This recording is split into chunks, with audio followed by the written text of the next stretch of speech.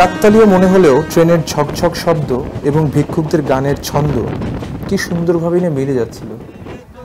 It is simply an art.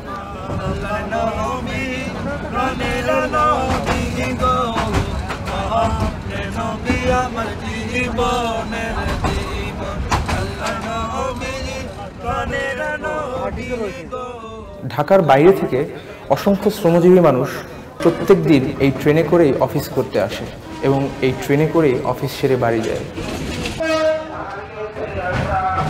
শ্রমব্যস্ত এই শহরে হাজারো মানুষের চলাচল এই গাড়িতেই, তবে সাধারণ খেটে খাওয়া মানুষের চলাচল বেশি। ট্রেনের ভেতরে ক্রমশ মানুষের সংখ্যা বাড়তে লাগলো।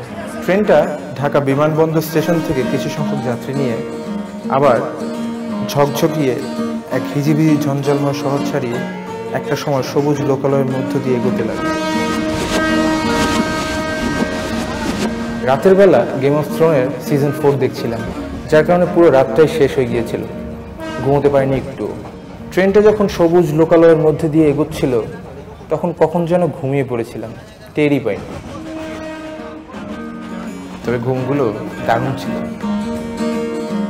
জার্নিটা মাত্র 3 ঘন্টার ছিল, তবে এই 3 ঘন্টার জার্নিতে আমরা মিনিমাম 6 বার সিট চেঞ্জ করেছি। সিট চেঞ্জ করতে বাধ্য হয়েছি। ব্যাপারটা আমার কাছে খুব বিরক্ত লাগছিল, কিন্তু রানা ভাই কোনো বিরক্তি নেই, কোনো অভিযোগ নেই।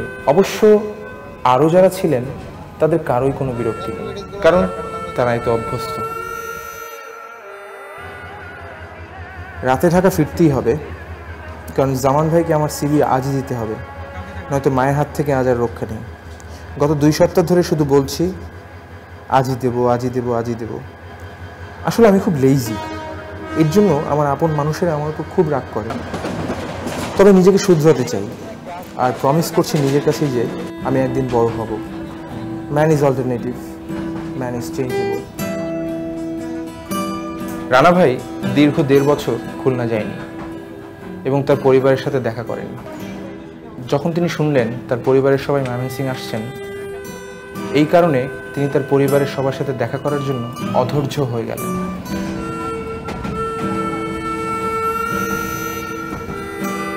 ট্রেনে কিছু টিনেজার ছেলেদের দেখছিলাম। টিনেজার ছেলেগুলোদের সাথে কথা বলে বুঝতে পারলাম তারা মিউজিকের ব্যাপারে বেশ কিউরিয়াস। যেহেতু তারা মিউজিশিয়ান হতে চায়, তাই তাদের অ্যাডভাইস স্বরূপ বলেছিলাম, present less but practice huge, work hard, for to be perfect you have to practice more and more. খুব অল্প সময়ের মধ্যে রানা ভাইয়ের সাথে ছেলে দুটো খুব ভাব হয়ে গিয়েছিল।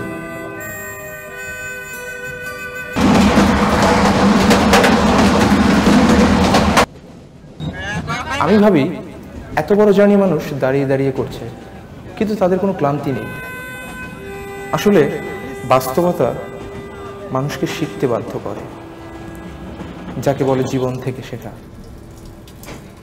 পাটাতনের ছিদ্র দিয়ে ময়লা পানিগুলো পাথরের আঘাতে ছিন্ন বিচ্ছিন্ন হয়ে যায়। রেলের ওয়াশরুমগুলো রেলগাড়ি চলা অবস্থায় বেশ দোল খেতে থাকে। দোল দোল ব্যাপারটা খুব মজা। আমি এখন সম্ভবত আমাদের বগি থেকে 4টি বগি পেছনে। রানা ভাইয়ের জন্য 1 কাপ চা নিয়ে যেতে পারলে খুব ভালো লাগতো।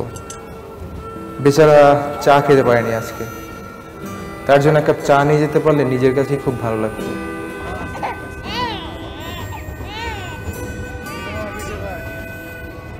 তবে এতটুকু বুঝেছি, এত ভিড়ের মধ্যেও তাদের মধ্যে যে আন্তরিকতা, যে সমঝোতা, তা সত্যি অসাধারণ। আসলে এসব থেকে অনেক কিছু শেখার আছে।